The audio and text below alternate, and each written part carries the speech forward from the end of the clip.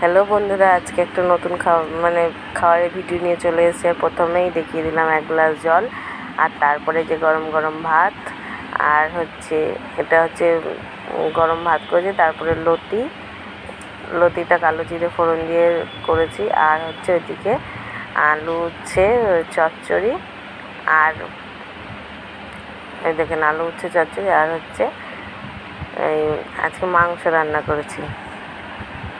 এই যে আজকে একটু মাংস রান্না করেছি, আজকে মাংস, আর আছে তার সঙ্গে আমের টক। আজকে এই হলো মেনু। তো কেমন লাগলো অবশ্যই জানাবেন। তো আজকের মতো টাটা, দেখা হবে অন্য আর একটা ভিডিওতেই। আর আমাদের 3 জনেরই ভাত বেড়ে নিয়েছি একসঙ্গে।